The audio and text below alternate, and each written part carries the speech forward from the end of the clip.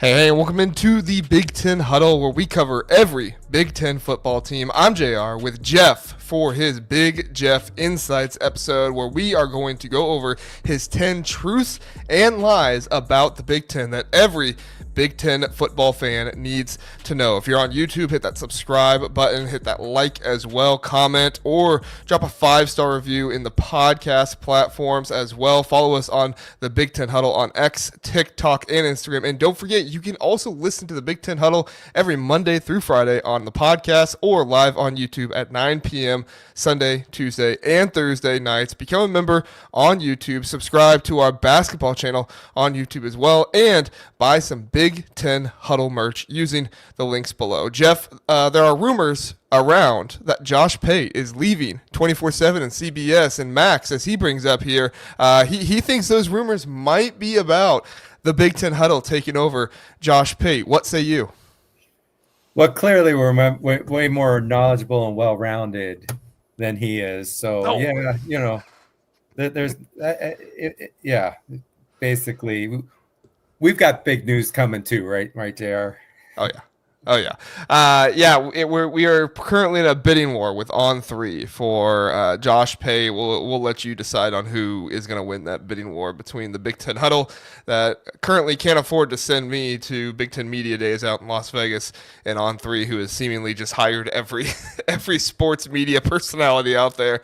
There's even more coming apparently, but Brett McMurphy, if Josh Pate is coming, they've added a number of people from 24/7 over to their team sites as well. It's kind of crazy everything that On3 is doing right now, Jeff. Yeah, it is, and I always use the rival recruiting site and everything. It's kind of weird figuring where do I go, you know? And they haven't totally seemed like merged that recruiting data smoothly yet, it seems. But yeah, they're building something that could be pretty cool. For sure. And, I mean, that's the thing, you know, the On3, I know a lot of people don't like them because of the rumors and some of the stuff like that. But if we're being honest, like, that's some of the stuff that people love in college football the most. I personally don't like everything they put out there, but it's entertaining nonetheless. And that's what we like our football for, right, Jeff? Entertainment. For sure. So, Philip says Pate isn't qualified to join the Huddle. That's right. You have to be a Big Ten person to join the Huddle. And maybe not a Big Ten person, but somebody that isn't an SEC homer. Yeah, you have to know something about Northwestern, which he probably doesn't. Yeah. He gets me every time because he does like these SEC or like Big Ten program rankings. And I think, oh, okay, he's going to go through the entire Big Ten. And they just does like the top 10 or something. And I'm like, okay, well, where was Northwestern? Where was Purdue or something like that? And it's like, well, can't really say it's Big Ten program rankings where you don't actually do the entire thing. However, we appreciate you being here, everybody. Philip, Max, everybody else who will seemingly join us in the chat here soon. Jeff, you've gotten over your computer issues today. We're thankful to have your computer working again. You're back with us. Have you recovered? You doing okay? Just so people know, yeah, I got the blue screen of 5 hours a day.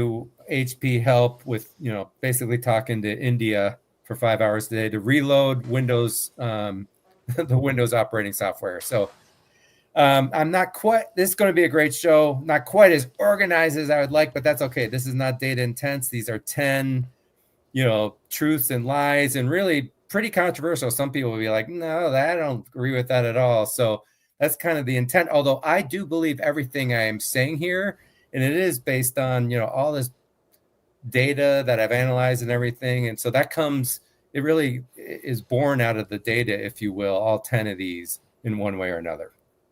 For sure. And if to everybody out there, if you're in the chat, please do let me know. Give me feedback on the mic situation today. Had a few people comment in the comments the past few days or past few episodes that my mic has not been loud enough, so I boosted it, but I want to make sure I'm not like peaking or anything like that. So please let me know what the sound situation is like. Help me out there in the chat. But without further ado, Jeff, we'll get right into your truths and your lies. Why don't you give us your first truth or lie? So correct me if I'm wrong. You're going to give it to us, and then you're going to tell us if it's a truth or a lie. Right. And so there's 10 of them, and, you know, we are going to try to keep it to 45, 50 minutes. So we might not get to all 10 in detail. That's fine. So near the end, we might say, hey, let's get to these 3 or 4 real quickly. So I'm going to read one and tell whether it's truth or right, and then Jared will show that on the screen.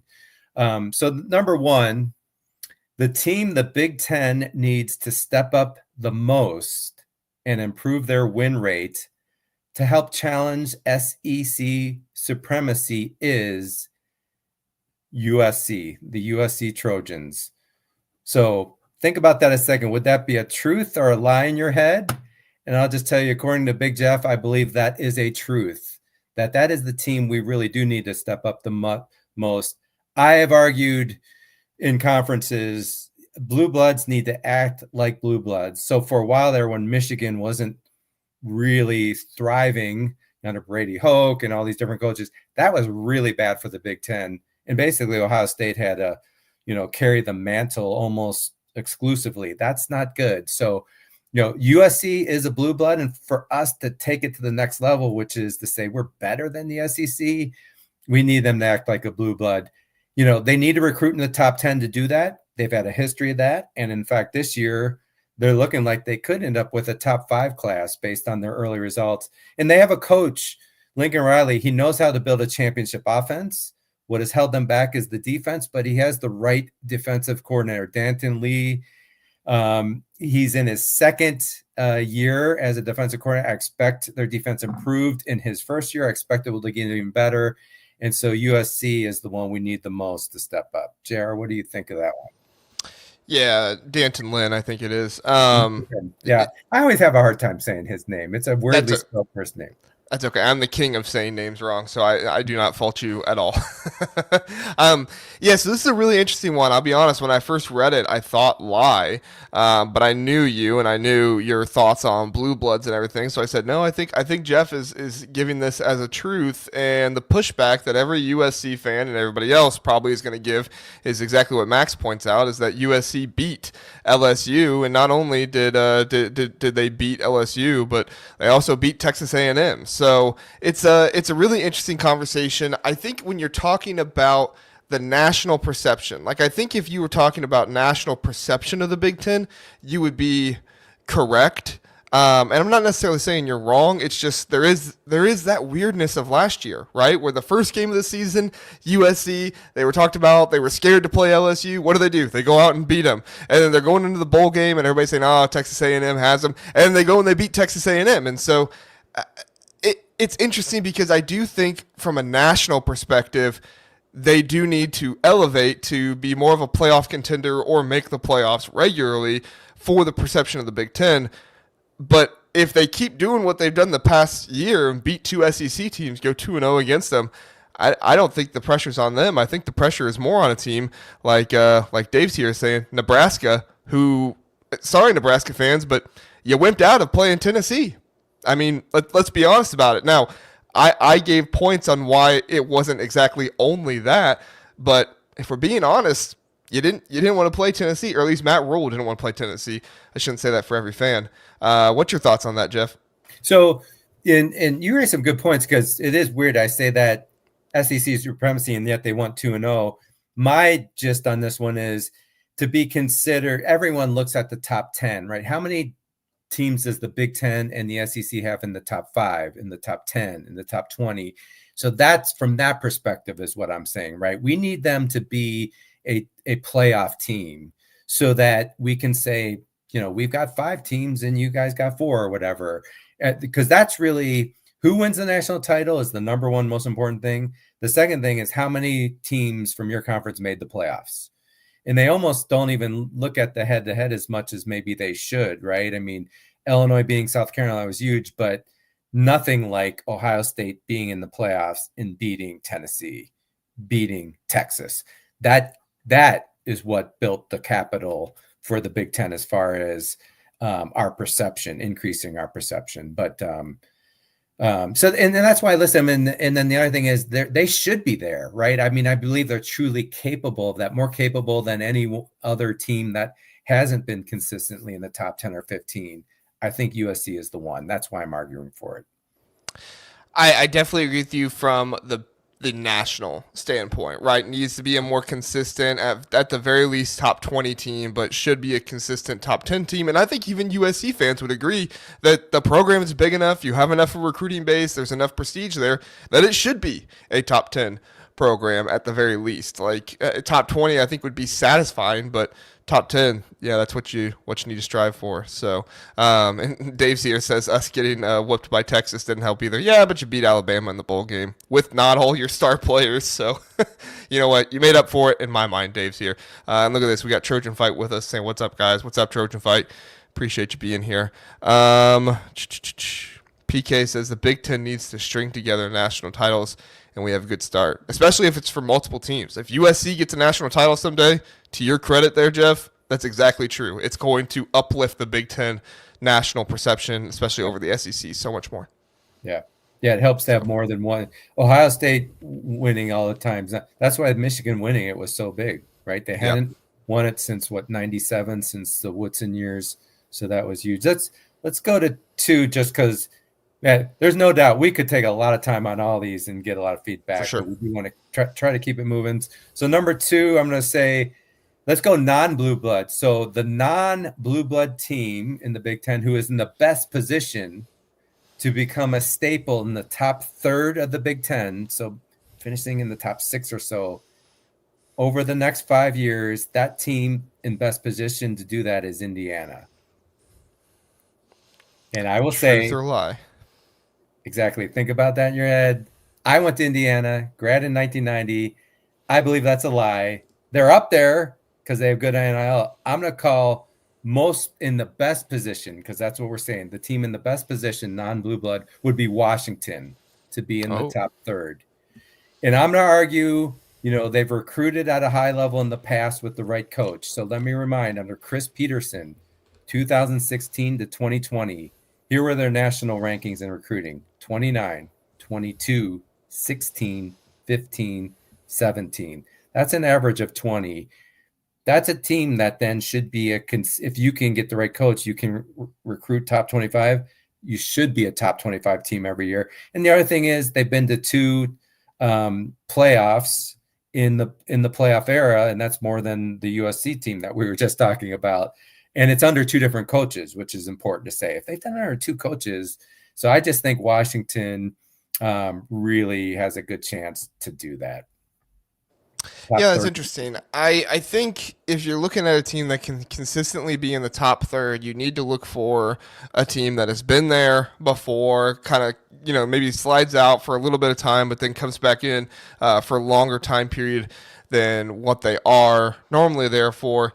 And Indiana seems like a great pick because of the NIL, because of Kirk Ferentz, but they've not had the historical relevance there, right? So I think they can be in the top third with Kirk Ferentz, but I need to see who they hire after Ferentz, right? I think the buy-in and the input from the university, the program is there, but there are so many programs that have the buy-in and the input that don't play up at that point because they either don't get the wrong coach or they don't get the right coach or whatever else.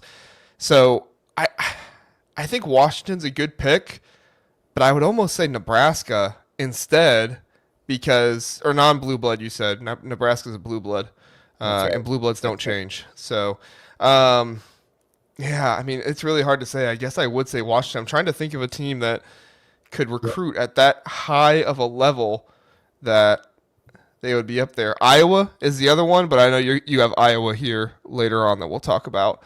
Yeah. And Iowa doesn't have the history of making the playoffs. They've been history of being close, and they don't have any history of top 20 recruiting like Washington does. Yeah. So. And Dave's here makes a good point too. He said Penn State because I thought Penn State is a blue blood, but they're not a traditional blue blood.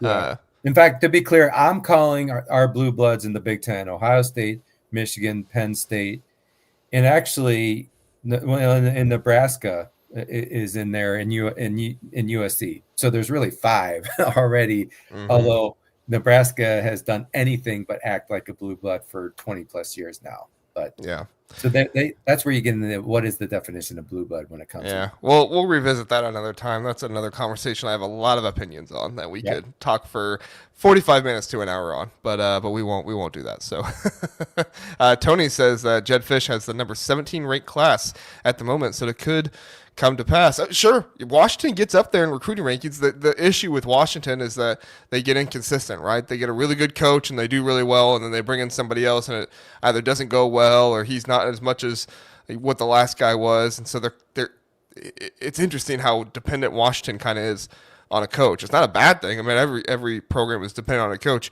It just seems like most coaches that go to Washington are trying to leave. And I don't think that should be the case. I think Washington is a job that you should want to stay in and you should want to be at. And hopefully them being in the Big Ten makes that more of a thing now. So, all right. Real quick, give credit to the people who are right here. Philip said lie. He was correct. Tony said lie. A lot of smart people in the chat, Jeff. No surprises there. All right. Yeah. Let's do number 3 here, Jeff. All right, so number 3. So speaking of Nebraska, right? I say Nebraska is considered a football blue blood, but under the current college football system, they will not get back to truly performing like a blue blood, and they're not going to be able to win a national title. I'm not saying never. I'm saying under the current college football system, I believe they're not going to perform like a blue blood again and win a national title under the current system. And that's the truth in my book. I really believe that. I don't think Nebraska can win a national title unless they change dramatically to level the playing field of how money can be spent and everything like that. You must recruit in the top 10 to 12 consistently to win a national championship. I don't think Nebraska can do that. And then the location and the lack of, high-level high school talent, especially in the skill positions in and around in Nebraska and then in the surrounding, states, it's just going to be hard for them to have the skill players needed too. So not saying they can't be good again, not saying they can't make the playoffs. I think any Big Ten team can make the playoffs, just they're not going to be consistently there and they're not going to win a natty. Yeah, this is a really interesting one. I'd be really interested to hear what Nebraska fans think about this one. My natural inclination is that they would think they can win a national championship, but they also have some very realist and bordering on pessimistic fans sometimes who don't think it's possible to happen. So I think Nebraska can win a national championship in this environment. I'm going to have to disagree with you on this one, Jeff. I think it can happen. I actually like it better in this scenario than the previous one under the no NILs, no transfer portal era because Nebraska didn't have the recruiting base to have a top 10 class all the time. They could get into Texas and stuff like that, but never really enough, in my opinion. USC can do that, but what can Nebraska do to supplement recruiting classes that are not top 10, they're maybe top 15, top 20, they go to the transfer portal, especially now with NIL, with them being able to spend and possibly bring guys away from an SEC program or something like that. I don't think it's likely. So if we're saying what is most likely to happen, sure, I agree with you. But I would say it's definitely possible, even if that possibility is only 5-10% chance. Yeah, and anything's possible based on what we saw Indiana do. I just think it's like a 1% chance or less. So I think it's really, and that's just my opinion. And that's why I can't say you're wrong, JR. That's just my opinion. And by the way, people, I'm a huge believer in recruiting, and I know people can come up with all kinds of examples of this player flamed out or whatever. But like I say, if you get 3 5-star players, one is going to play like a 5-star, one will be a solid starter, and one will be a dud. That's just the way they work out on average. And so in recruiting, you just want to recruit as good as possible. In a school like Nebraska, it really comes down to recruiting, not their ability to develop well or have a good coach. I just don't think they're going to have the depth needed to go deep consistently and win national titles. The depth you need to win 3 or 4 games to win it all. Yeah, I mean, Michael makes a really good point here. Thanks for being here, Michael. He says Nebraska can win another, but I don't see a 90s run ever happening again. Times have changed. This is probably best encompasses my thoughts, is that The possibility of them winning a national title, sure. I think that there are a number of programs into this new era that can win a national title at some point. But I don't think we'll ever see Nebraska return to what they were in the 90s. Tom Osborne isn't walking through that door to save them, and the times of the 90s aren't walking through that door to make it possible once again. So great summary there that I totally agree with, Michael. Okay, Jeff, next one. What do we got for number 4? Number 4, let's talk Michigan. Michigan is recruiting surprisingly amazing, with a current class ranked 9th in the nation by Rivals Recruiting, and they've had a huge June to get there. So congrats to Sharon Moore. But is that a truth or a lie that they're recruiting amazing and they're getting a lot of buzz out there? I'm actually saying that's a lie. The deal is they've had, in the last 10 years, they've had 5 of the 10 years, half the time, top 10 classes, right? Everyone's going crazy about what Sharon Moore is doing. I would also argue that if Michigan is who they say they are, and they are a blue blood, they should be in the top 10 probably 9 out of 10 years, not 5 out of 10 years. I think they've under-recruited over the last 20 years significantly. They've recruited well, don't get me wrong. They developed amazing, but having that elite talent, like even at receiver and some of these other positions. So, I'm saying that's a lie. It's still impressive and it's still good. For Sharon Moore, I'm not saying, Sharon Moore is not doing a good job, but what I am saying is this is where Michigan should be recruiting. They should be in the 5 to 10 range and once in a while being top 5. So that's why I just think it's kind of overstated how well Michigan is recruiting. Yeah, it's interesting. I think Michigan has gotten very good recruiting classes in the past. Definitely under Sharon Moore, that has gotten better. Obviously, Bryce Underwood and everything else last year helped elevate their class. They were nearly top 5, I believe, on 24/7. Especially now, you look at being able to have the national championship, a more charismatic head coach in Sharon Moore, a younger head coach in Sharon Moore, who really seems to be putting more of an emphasis on recruiting than Jim Harbaugh was, right? Jim Harbaugh did get some top 10 classes, did get some good classes out there. He just never put the emphasis on it, I felt like, because he wanted to put it on development and getting the right players and that kind of stuff, which is not necessarily like just because you focus on development and getting the right players, it doesn't mean you can't get a top 10 class. But Jim Harbaugh just took it so much to that point that he wasn't really focusing on the recruiting rankings at all. And it seems like Sharon Moore now is putting more of a focus on that because he recognizes the times of it's not just going out and having good relationships with players and paying money. Those are 2 important things, but it's also the prestige, right? It's also getting the top ranked guy and utilizing that. We've seen what Nebraska's tried to do with Dylan Raiola. We've seen what Michigan is doing now with Bryce Underwood. That kind of stuff matters, and it's something that Sharon Moore is trying to leverage, and I think it's a good strategy by him.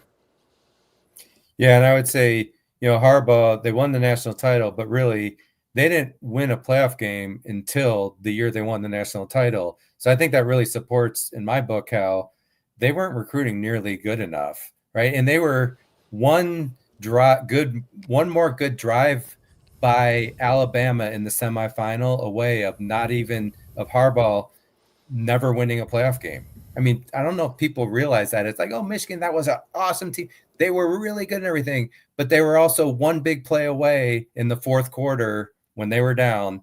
And Bama had the ball, by the way, approaching midfield, and they were just one play away from sealing it, and Harbaugh would have 0 playoff wins. I mean, think about that, right? Think about how the different perception of Harbaugh if Alabama would have got that one big play. So there's just that fine line between, a national champion or not. And credit to Sharon Moore. This is where they should be. And this is where I think they will be because, he is kind of modernized, if you will, Michigan from putting that further emphasis on recruiting, which is needed if you're going to win the Natty. For sure. Totally agree. Blue Wolverines in the chat saying hello. Hello, Blue Wolverine. Just got done talking about your Wolverines there. Yeah, your Blue Wolverines. There you go. So, but we appreciate you being here. All right, Jeff, number 5. Let's get to number 5. Number 5. So think talking about national championships, the Big Ten only has 5 of their 18 teams who can win a national championship under the current college football system. I'm saying only 5 can win it under the current system unless there's major changes. They are Ohio State, Oregon, Michigan, Penn State, and USC, which I mentioned earlier, so you shouldn't be surprised. Is that a truth or a lie? I think if you know me, that's the truth. And all those, the common denominator for all those 5, they can recruit top 10 consistently. Not that they have, but they have the good capability of doing that. Everyone else doesn't. I put close, but not there. It would be a Washington, and maybe even a UCLA a little bit, although they have a lot of work to do. The other thing is, and I mentioned this, having a robust NIL programs, which I think all 5 of these do in some way, although Penn State maybe not as much for sure. And then recruiting matters so much. To win 3 or 4 games in a row in the playoffs, you got to have that depth. And I don't think that depth can be built through just NIL.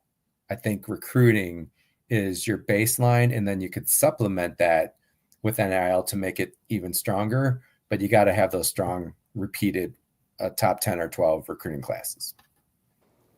Yeah, this is interesting. I think you have to almost put this into tiers. Ohio State and Oregon are the 2 teams to me that can win a national championship in a year. Michigan is bordering on that. We'll see what happens this season if Michigan does really well this season and contends for national, even just makes the playoffs.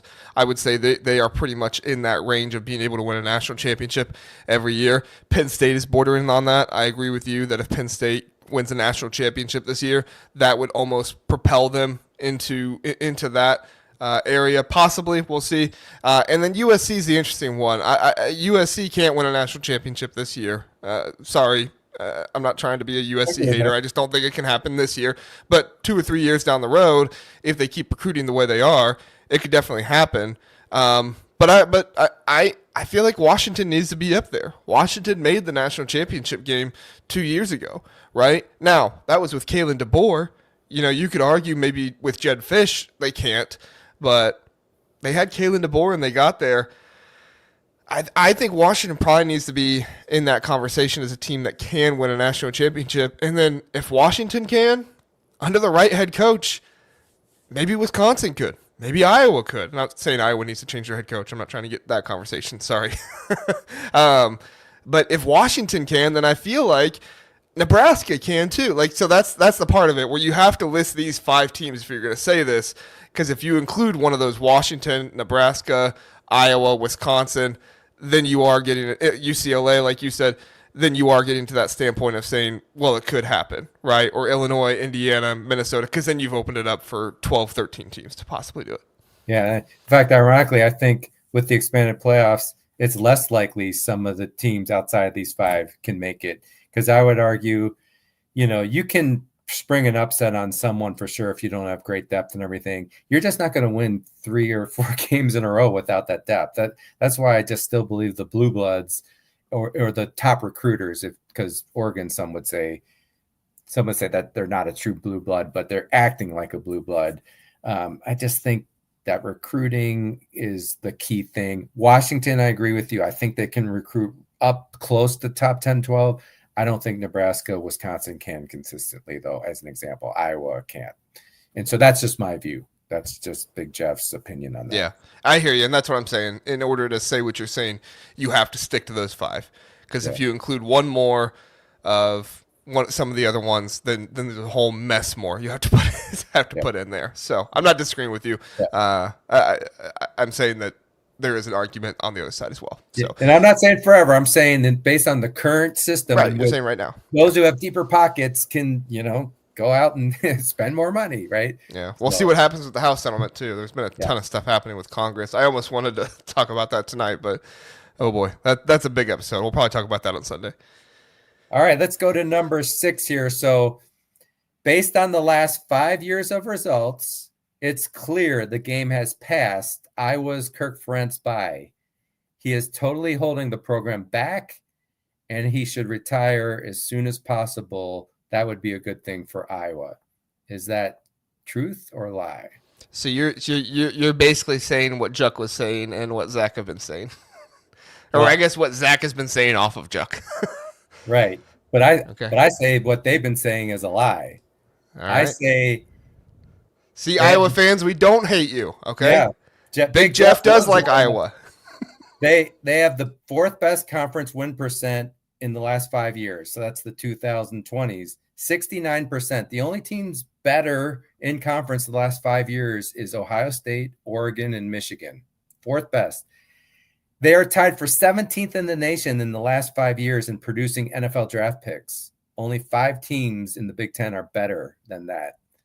And then their 5-year national recruiting rank of 33rd is 8th best in the Big Ten. So obviously, Ferentz doesn't recruit awesome, but he recruits pretty damn well. I mean, 33rd is good. And all this without robust NIL. So I really feel their ceiling is not as high as some would think. I know some think he is holding them back, and they're frustrated that Iowa hasn't broken through. I would say we should be amazed at their consistency. And so, if you do want to try to break through, you maybe do want to make a change. You just risk becoming Nebraska for 10 or 15 years, or some of these other programs that just take a major regression back when they have someone who won big time. I mean, think of what Luke Fickell tried to do, and he's trying now to get back to that Wisconsin strong running defense culture. So yeah, I'm not saying everyone should be 100% satisfied with Iowa, but the idea it's passed them by or anything, all the stats show over the last 5 years he's coaching better than he ever has, despite the frustrations with his offense. JR, what do you think? Yeah, I think Philip says lie because Zach would say truth. There's an eternal struggle between Philip and Zach right now. Everybody seems to agree with you. Lie. I think it depends on what you mean by that holding the program back scenario, right? Because if you're saying that he's holding the program back from winning a national championship, I can see what you're saying there, right? I don't think the program is going to win a national championship under Kirk Ferentz. Sorry, but I also don't know if the program can win a national championship under any coach, right? Even if you to stick Kirby Smart or Ryan Day in Iowa, are they going to go win a national championship there? I don't know, So if you're saying holding them back from winning a national championship, I guess, but I just don't know. But if you're saying holding them back from being a good, respectable program, I would totally agree with you. It's a lie because Kirk Ferentz has brought this program to some of their highest heights they have ever been to. Now, I do think that Kirk Ferentz needs to make the playoffs in this 12-team playoff, especially if he's going to keep coaching and sign an extension.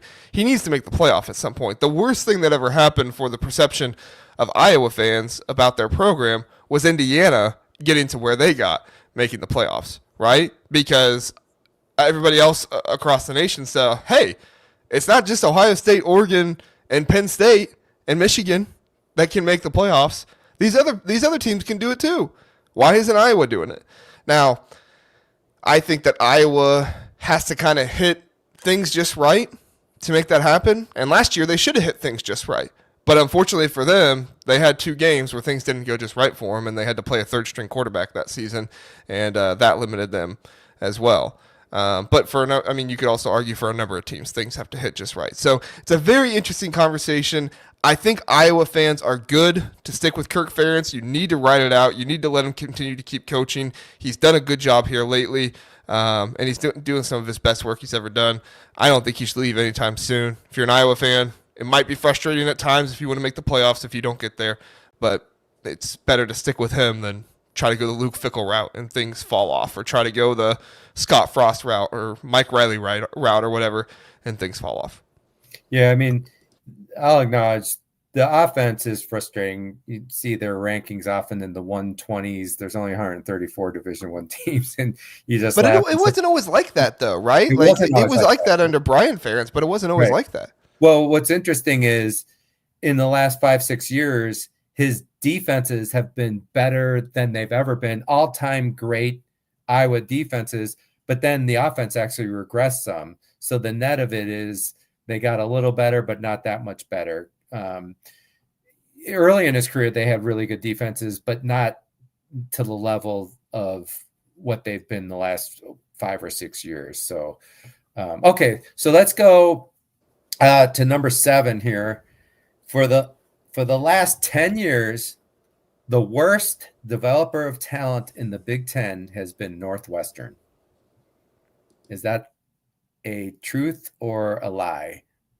So last 10 years, who's the worst developer of talent in the Big Ten? Is it Northwestern? Actually, that would be a lie because it is Indiana, my alma mater. So just a few stats. Last 10 years, Northwestern has had 15 players drafted in the last 10 years.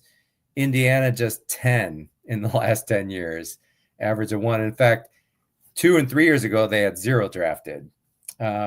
Second worst would be Rutgers, only to Indiana. And then the other crazy stat, Indiana has not had a player drafted in the first round since 1994. Think about that. 31 years, if my math is right? Thomas Lewis, first round wide receiver to the New York Giants. They have the longest streak of any Power 4 team without a first round pick by a lot. I should have looked that up, like who's next. It's embarrassing. I mean, they're just done a terrible job of it. The good news, Indiana fans, don't yell at me or anything. Cignetti, I think they had 2 drafted last year. Clearly, I mean, they have 3 like all Big Ten performers, first team all Big Ten performers returning this year.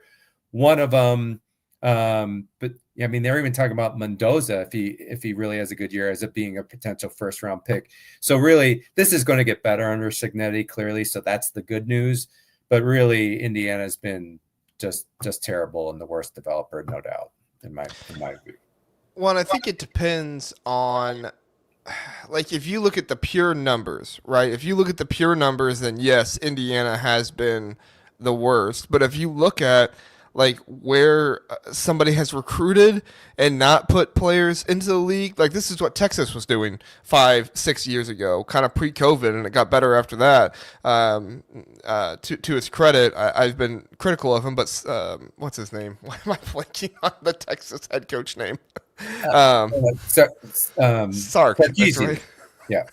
I kept wanting to say a different name, and I was like, no, it's not. Daryl Royal. No, no. But that's what, and then Steve Sarkisian came in, and that stuff got fixed, right? But if you look at a team that recruits not at an elite level, but at a high level, but they're not putting players in the league at the same point that other teams are, it's Nebraska. So it kind of just depends on what you look at. If you're looking at the straight numbers of putting players into the NFL, yes, it's Indiana. But if you're looking at teams that are recruiting at a high enough level, they should be putting players in the NFL, and they aren't. It's Nebraska, unfortunately. So I think it just kind of in my criteria. I was using who's putting the fewest players there. That's a good point. It's a relative thing. Nebraska's they've been underperforming in producing NFL talent and underperforming in wins and losses for sure. They're up there as well as a disappointment.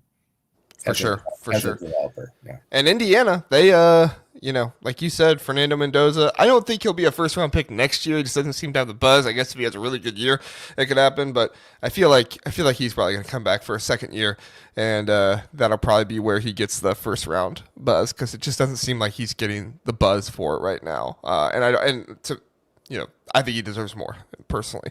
So, but yeah, Kamara, he's going to be first-round potential.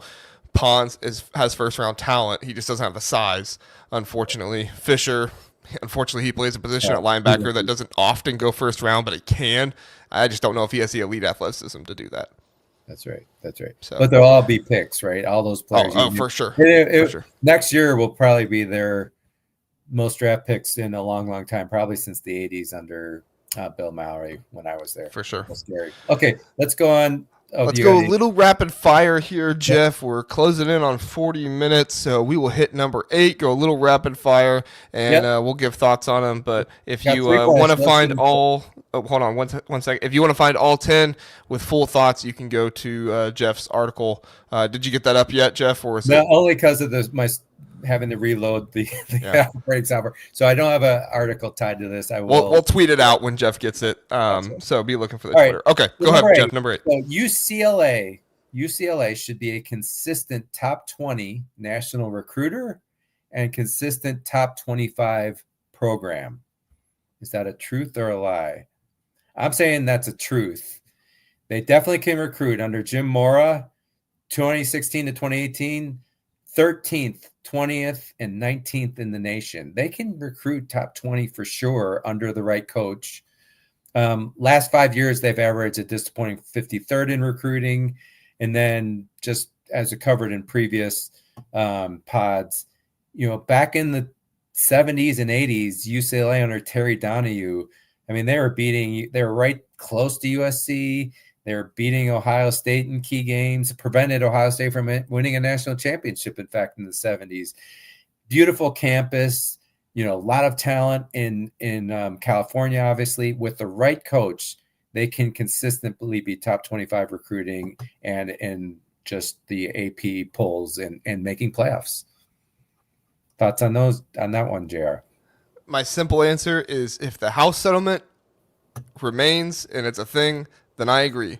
Yes. If it is not, I do not think UCLA has shown they have the NIL enough to support both women's basketball, men's basketball, and football. I honestly think football would take a third seat to women's basketball and men's basketball, and they would prioritize that too much. However, if the house settlement sticks, though, I think they can be. Okay, good enough. All right, let's go to number 9. This one's interesting. The coach most likely to remain the coach of their current Big Ten team school for the next 10 years is Matt Rule. Who's most likely to go 10 years? So before I say whether that's truth or lie, there's only 2 coaches currently with more than 10 years. Kirk Ferentz was 26 at Iowa and James Franklin with 11 years at Penn State. After that, third is PJ Fleck with 8 years. And believe it or not, Ryan Day and Mike Loxley tied for 4th place with 6 years with their program. So this is tough to do. I'm saying that's a lie. I do think Matt Rule's a candidate. I just believe he has a history of moving around. I think when he gets Nebraska back in a good spot, I can see him maybe jumping ship to a different, better job. So I'm going to argue it's Greg Schiano. And the reason is of his age. His age, and of course, I didn't write it down here. I think it's 54.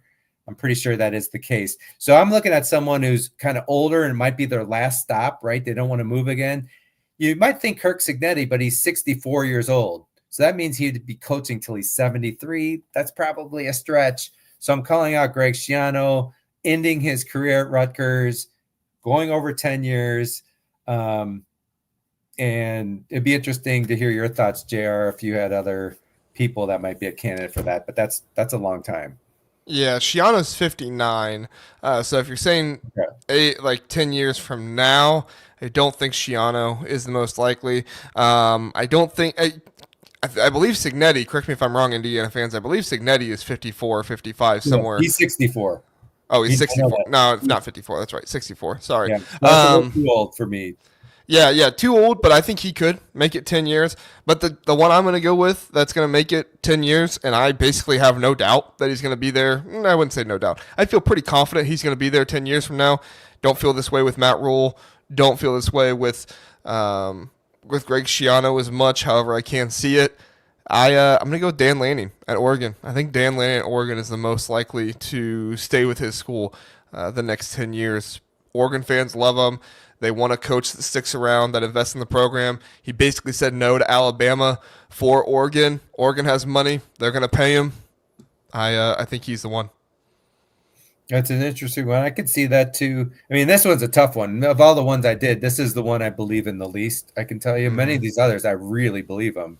This one, it's like, it's kind of an interesting conversation, right? Because that is so long.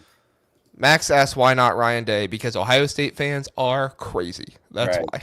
There's only so long his family can take it, right? His family is going to say, let's get out of here while you're a legend. Let's get out of here and relax a little bit more.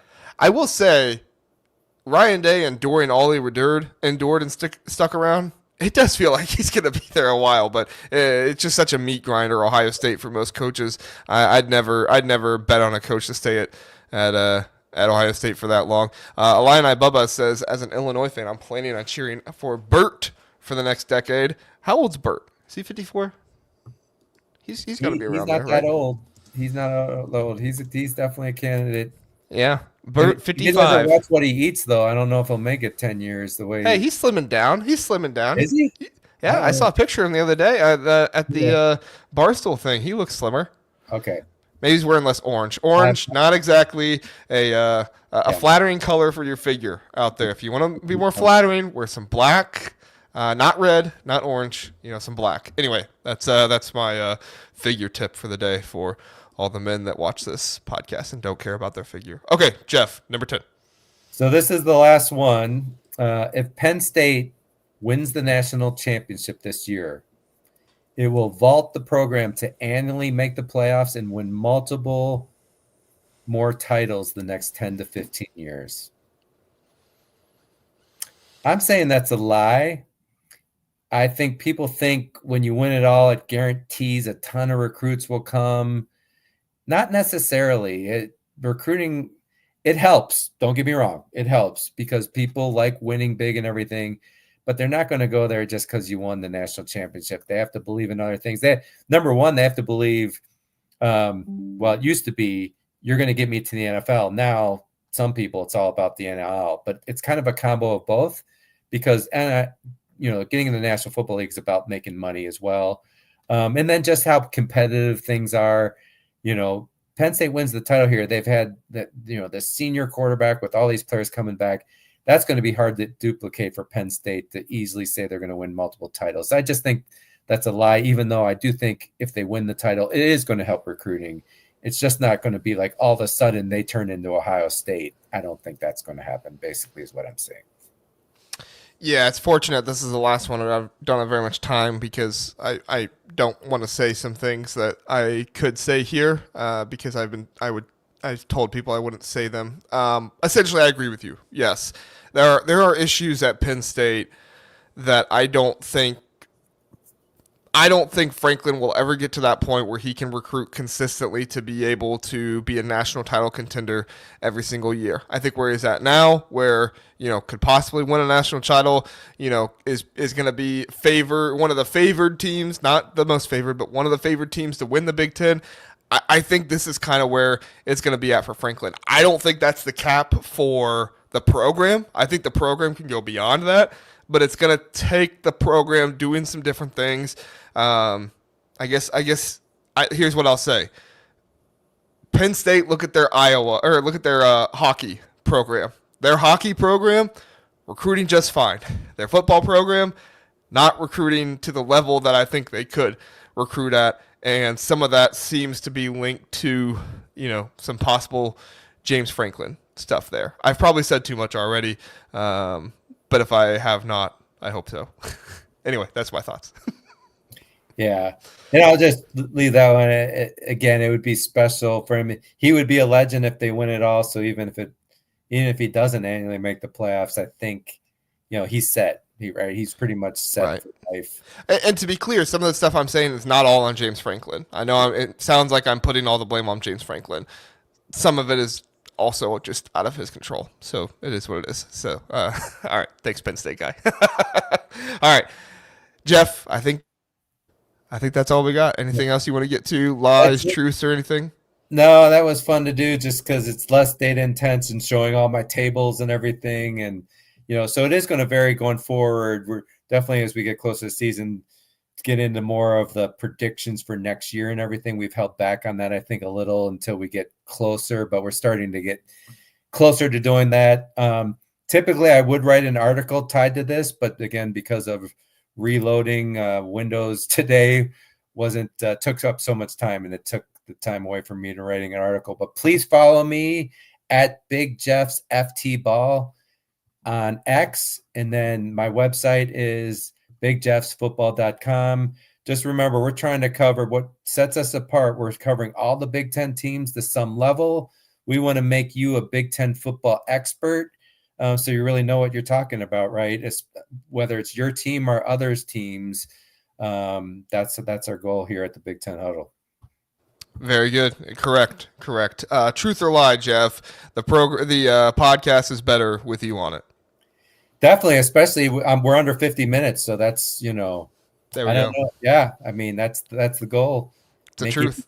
Cut the yard, cut the lawn. My yard takes about 50 minutes, by the way. So I will listen to this tomorrow while cutting the yard. Perfect, 50 minutes, JR.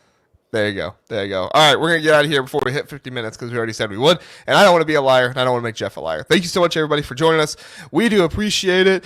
We will see you on Sunday night where I'm sure we will get to all of the NIL stuff and everything going on out there. Should be a great time. Thanks, everybody. Have a